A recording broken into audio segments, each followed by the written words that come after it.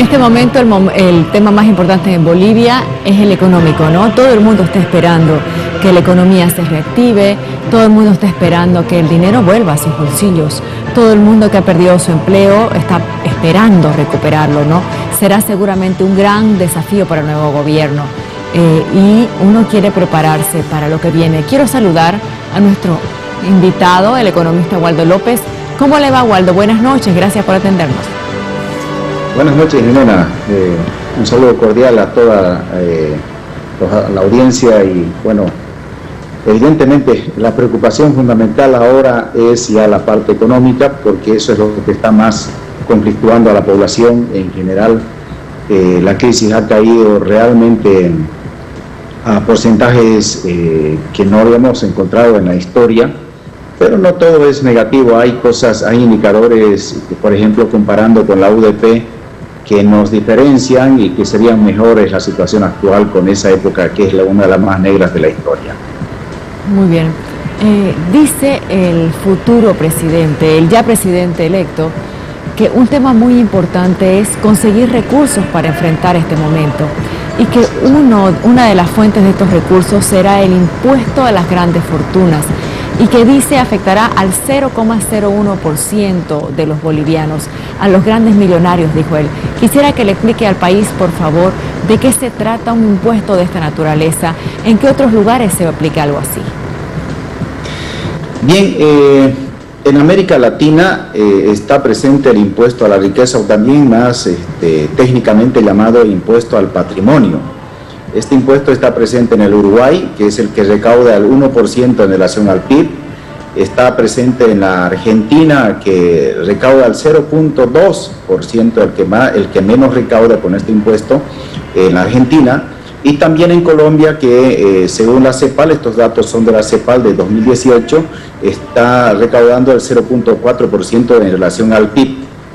Si llevamos nosotros esto a la economía boliviana, estos porcentajes, significaría que, por ejemplo, si recaudara el 1% del PIB, estaríamos hablando de 400 millones de dólares al año.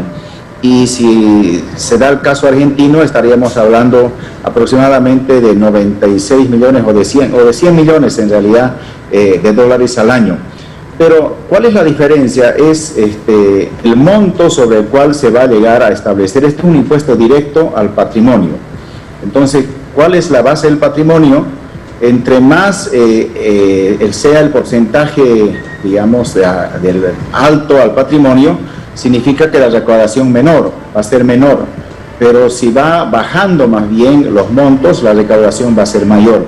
Por ejemplo, en el caso colombiano, establecen como base de patrimonio a cobrar 1,5 millones de dólares hacia adelante, y lo hacen de manera progresiva, desde un 0,5 hasta el 1,5% del total del patrimonio. Entonces, ya está presente en América Latina, pero las recaudaciones dependen mucho de la cantidad de personas y del patrimonio que tienen en cada país y el porcentaje a la que se va a gravar. Yo creo que este impuesto, en el caso como lo está planteando el ministro, más es simbólicamente, más es políticamente, porque la recaudación, a no ser que aplique porcentajes bastante altos. El tema es que si se aplica porcentajes altos, las personas que tienen riqueza, que tienen patrimonio, pueden trasladarse de país y pueden sacar sus capitales. Nadie les puede obligar a que se queden con todos los capitales. Entonces, ¿hasta qué medida vamos a evitar que esas personas saquen sus capitales y se cambien de país?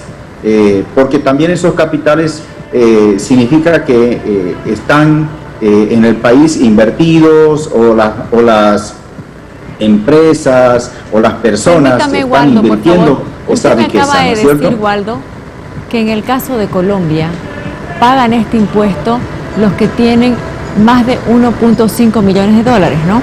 En el caso de Uruguay y Argentina, ¿tienen los montos a partir de los cuales se cobra? En el caso de la Argentina y del Uruguay, son montos menores, incluso de 300.000 dólares, ¿no? Entonces, pero en este caso están yendo más allá al patrimonio neto.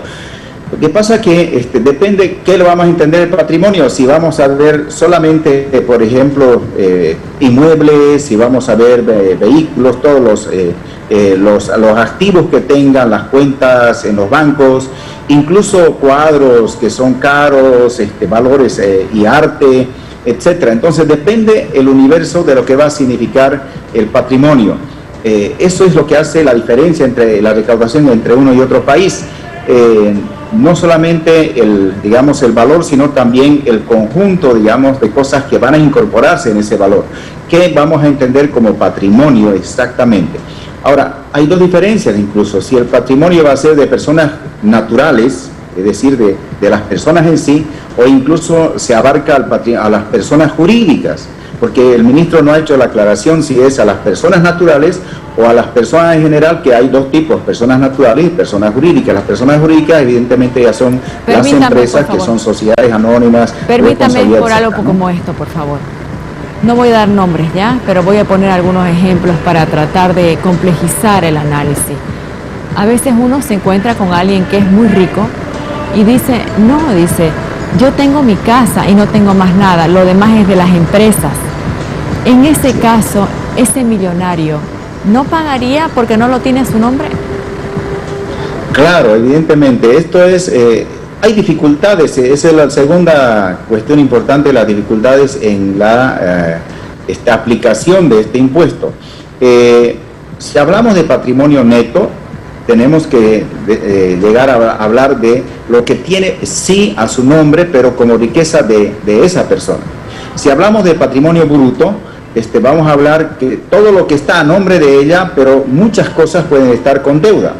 Es decir, puede deber al banco, puede deber a otras personas. Entonces el patrimonio bruto abarca un espectro mucho más grande. Entonces yo creo que estos detalles se presentarán seguramente en el proyecto que está planteando el ministro, pero también hay que ver que el fondo que ha generado estos impuestos en estos países, Uruguay, Colombia y Argentina, ha sido más por también paliar las situaciones de la crisis, tomando en cuenta de que los que tienen más deberían aportar en las épocas de crisis para paliarlas. En Bolivia hay un problema de equidad, sin lugar a dudas. El coeficiente de Gini es uno de los, digamos, más altos que tenemos dentro de América Latina, pese a que se ha reducido la pobreza de manera importante en los últimos 20 años. Pero aún así las desigualdades en el caso brasileño, en el caso boliviano y en el caso colombiano son significativas. Pero me parece que el fondo de esto más bien viene por otros dos tipos de soluciones, en mi criterio. Mejor educación y calidad en la educación, porque la educación es el mejor motor de la equidad y del desarrollo.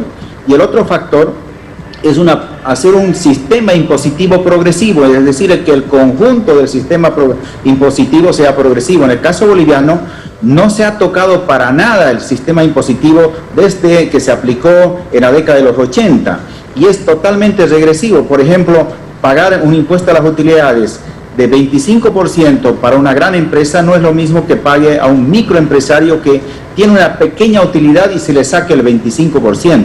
Entonces podría más bien estudiarse una progresividad en el caso del impuesto a las utilidades o ver también, digamos, la progresividad en otros tipos de impuestos que ya existen en el caso boliviano. Creo que eso ha dado mejores resultados en varios países. Por eso me parece esta iniciativa que es más simbólica, porque si se aplica, por ejemplo, como el caso uruguayo, se logra el 1%, estaríamos hablando de 400 millones de dólares aproximadamente en Bolivia, quiero preguntarle lo que no algo, es, por favor, en un criterio Waldo. bien significativo. En Bolivia, Waldo, ¿de qué tamaño son las fortunas de nuestros millonarios? Bueno, no tengo muchos datos de esto, pero no es, vamos a hacer un poco una, digamos, analogía con el tamaño de las grandes empresas.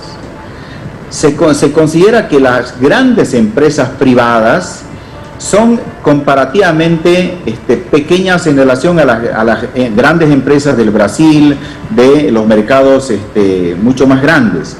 porque el mercado boliviano es muy pequeño. Entonces, en ese sentido, no es que sea muy significativo, digamos, la cantidad de patrimonio que tiene. No hay multimillonarios, no aparecen en las revistas que hacen estadísticas de las fortunas. Por ejemplo, nunca ha aparecido, digamos, Forbes, bolivianos, ¿no? En Forbes, que saca su ranking mundial cada día, no aparece un boliviano con más de $1.000 billones, ¿no? Y sí aparecen de muchos otros países, ¿no? Hay quienes comentan que posiblemente Marcelo Claure tenga más de $1.000 millones, pero sería el único con una fortuna de ese tamaño y no vive en Bolivia.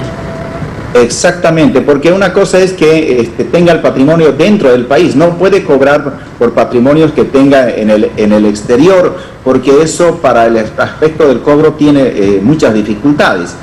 Pero además ese patrimonio en el exterior está jugando otro rol de inversión en el exterior. Podría establecerse a las utilidades que tenga ese patrimonio, evidentemente que sean repatriadas a nuestro país.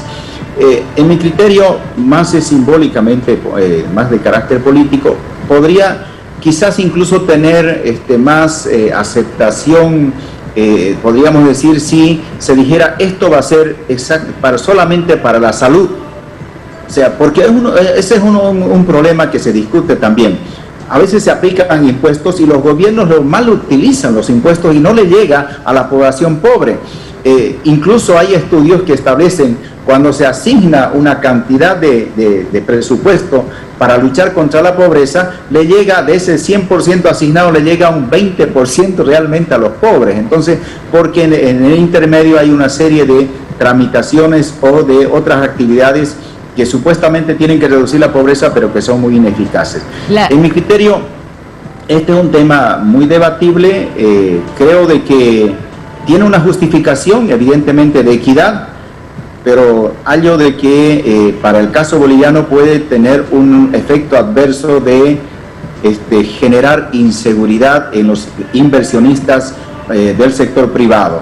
Hay que tomar muy en cuenta, en mi criterio, cuando un gobierno comienza, lo primero que debe hacer es generar confianza en todos los agentes económicos para que puedan hacer sus actividades y puedan hacer sus proyectos a futuro.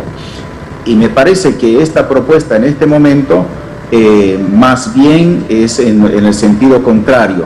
Puede generar cierto movimiento de capitales, ojalá no sea así, porque evidentemente hay derecho de mover los capitales cuando los dueños tienen ciertas susceptibilidades. Le agradezco mucho por haber estado con nosotros. Buenas noches. A usted, Jimena, hasta cualquier momento, que le vaya bien.